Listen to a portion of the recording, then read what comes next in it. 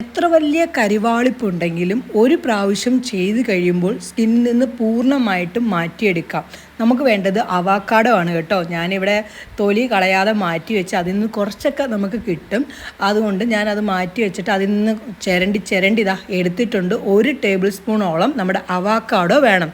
കൂടുതലും ആൻറ്റി ഓക്സിഡുകൾ അടങ്ങിയിരിക്കുന്നതാണ് അവോക്കാഡോയിൽ. വെണ്ണപ്പഴം എന്നാണ് അവോക്കാഡോയെ നമ്മൾ പറയുന്നത്.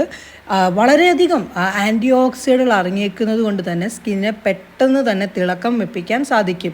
ഇനി ഇതിലേക്ക് 1 ടേബിൾ സ്പൂൺ റൈസ് പൗഡർ ചേർത്തിട്ട് നല്ലപോലെ അങ്ങോട്ട് അവോക്കാഡോയും റൈസ് പൗഡറും ഒന്ന് മിക്സ് ആക്കി എടുക്കണം. പിന്നെ ഇതിലേക്ക് നമ്മൾ 1 ടേബിൾ സ്പൂൺ കഞ്ഞിവെള്ളവും കൂടി ചേർത്ത് നല്ലപോലെ മിക്സ് ആക്കണം. നമ്മുടെ സംഭവം അങ്ങനെ റെഡി ആയിട്ടുണ്ട്.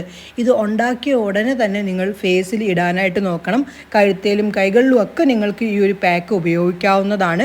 സ്കിന്നിന് നല്ല രീതിയിൽ മാറ്റം നേടാൻ ഈ ഒരു പാക്കിൽ നിന്ന് സാധിക്കും.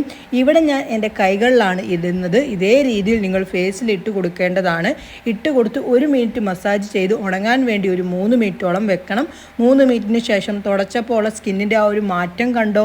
സംഭവം കിടുവാണ് കൂട്ടുകാരെ. ഒന്ന് ചെയ്ത് നോക്ക്. നിങ്ങളുടെ സ്കിൻ വെട്ടിത്തിളങ്ങാൻ ഇനി കെമിക്കൽ ട്രീറ്റ്മെൻറ്റ് ഒന്നും ചെയ്യണ്ട. നമ്മുടെ ഈ ഒരു സംഭവം ചെയ്താൽ മതി. നിങ്ങളുടെ സ്കിൻ വെട്ടിത്തിളങ്ങും, ഉറപ്പാണ്. 100% ഞാൻ നിങ്ങൾക്ക് ഉറപ്പ് തരുന്നുണ്ട്. ഞാൻ അതാ കഴുകിക്കൊണ്ടുകൂടെ വരട്ടെ. കഴുകിക്കൊണ്ട് വന്നപ്പോൾ ഉള്ള സ്കിന്നിൻ്റെ മാറ്റം കണ്ടോ? ഓയിലി സ്കിൻ ആണെങ്കിൽ നിങ്ങൾ ചെയ്യേണ്ട. ബാക്കി എല്ലാ സ്കിൻ ടൈപ്പുകാർക്കും ചെയ്യാവുന്നതാണ്.